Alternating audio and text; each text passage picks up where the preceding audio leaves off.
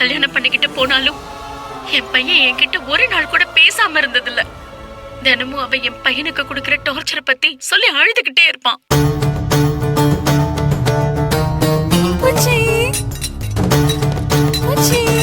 எல்லாரும் சாப்பிட வாங்க.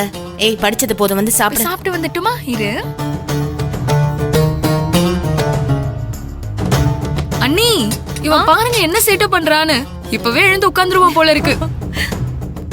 என்ன பாக்குற? சக்தி, சாப்பிட வா. இங்க பாரு. நான் கூப்பிட்டுட்டே இருக்கேன், நீ செல்ல நோண்டிட்டு இருக்க.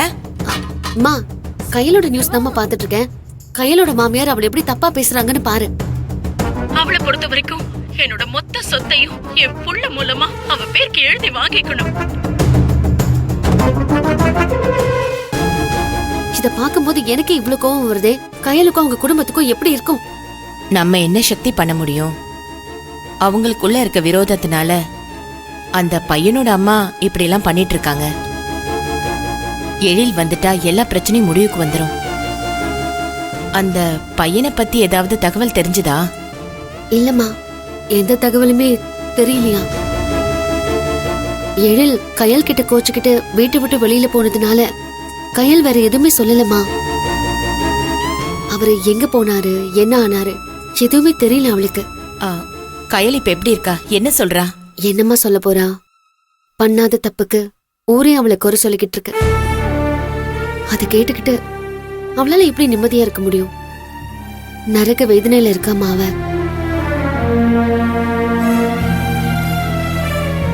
கையில இப்படி பார்க்கவே எனக்கு ரொம்ப கஷ்டமா இருக்குமா. கோபுரம் மாதிரி நிமிர்ந்து நிக்க வேண்டிய பொண்ணுமா அவ. இப்படி பொய்யான பழிக்கு ஆளாகி தலை குனிஞ்சி கூனி குறுகி உட்கார்ந்துட்டு இருக்காமா. இந்த மாதிரி அசிங்கத்தை யாரால தாங்கிக்க முடியும்? பாவம் கயல். அவளை நினைச்சா எனக்கே ரொம்ப கஷ்டமா தான் இருக்கு. இத வெளியே யாரோ மூணாவது மனுஷங்க பண்ணிருந்தா கூட பரவாயில்ல. சொந்த மாமியாரே இப்படி எல்லாம் பண்றது ரொம்ப அராஜகமா தான் இருக்கு. யாரா இருந்தாலும் தப்பு தப்புதாமா. இதுக்கு பேரு கேரக்டர் அசாசினேஷன். என்ன வேணாலும் அவங்களுக்கு கையில் மேல கோவம் இருக்கட்டும், அதுக்குன்னு இப்படியா பண்ணணும்?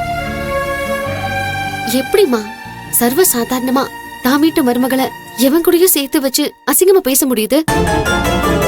அவளும் ஒரு பொண்ணு தானம்மா. பிடிக்கலன்னா கடைசி வரைக்கும் உறவே வேணான்னு ஒதுக்கி வச்சிடணும், இல்லன்னா ஒதுங்கி போயிடணும்.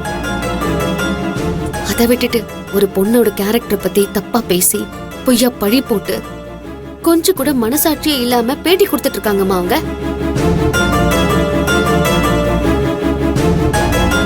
கையல் அவங்களுடைய மருமகங்கிறதையே விட்டுறலாம். அவளை ஒரு சாதாரண பொண்ணுன்னு கூட பார்க்காம இவ்வளவு அசிங்கப்படுத்திக்கிட்டு இருக்காங்க. ஒரு அப்பாவி பொண்ணுக்கு இவ்வளவு கஷ்டத்தை கொடுக்கறமேன்னு நினைச்சு கொஞ்சம் கூட மனசு உறுத்தாது. என்ன ஜென்மமோ அந்த பொம்பளை. அந்த அளவுக்கு கையலக்கா மேல என்ன கோவம் உங்களுக்கு? பணம் தண்டி காரணம். எழில் வசதியான வீட்டு பையன், கையல் ஒரு லோயர் மிடில் கிளாஸ் பொண்ணு. ரெண்டு பேரும் லவ் பண்ணி கல்யாணம் பண்ணிக்கிட்டாங்க. அது அவங்க அம்மாக்கு பிடிக்கல. இதுக்காக இந்த அளவுக்கு இறங்கி செய்றாங்க? மனசாட்சின்னு ஒண்ணு இருந்தா இதெல்லாம் செய்ய மாட்டாங்க. இந்த காலத்துல யாரும் அடுத்தவங்க மனநிலைய பத்தி யோசிக்கிறது இல்ல சக்தி. தன்னை நல்லவங்களா காட்டிக்கணுங்கிறதுக்காக அடுத்தவங்களை கெட்டவங்களா காட்டுற கேவலமான எண்ணம் இங்க ஒரு சிலருக்கு இருக்கு. அப்படி ஒரு வலையில சிக்கி உயிரை விட்டவர் தான் உங்க அண்ணன்.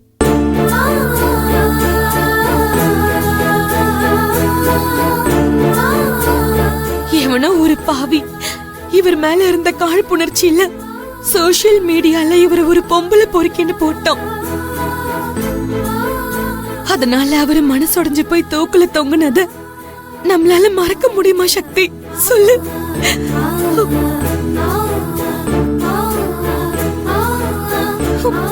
இப்ப கையிலுடைய நிலைமை நீ சொல்லும் போது உன் அண்ணன் பட்ட மனவலிதான் ஞாபகத்துக்கு வருது.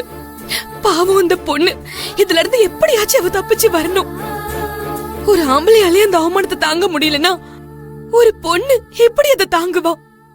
இல்ல அண்ணி, என் அண்ணனுக்கு நடந்த மாதிரி கையலுக்கு நான் நடக்க விட மாட்டேன். சக்தி, கயல் ரொம்ப தைரியமான துணிச்சலான பொண்ணுன்னு தானே நீ சொல்லிருக்க. உன் அண்ணன் மாதிரி மனசு தங்காம ஏதாச்சும் தப்பான முடிவா?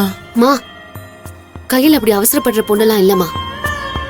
தன்னை நிரபராதின்னு நிரூபிக்கிறது மட்டும் இல்ல, அவ மேல பழி போட்டவங்கள சட்டத்துக்கு முன்னாடி அடையாளம் காட்டி தண்டனை வாங்கி கொடுக்கற அளவுக்கு தைரியமான பொண்ணுமா அவ. நம்ம ஊர் பொண்ணுங்களுக்கு மானதண்டமா உசுரு. அந்த உசுரை எடுத்த மாதிரி வெறும் உடம்ப மட்டும்தாம்மா இருக்கா.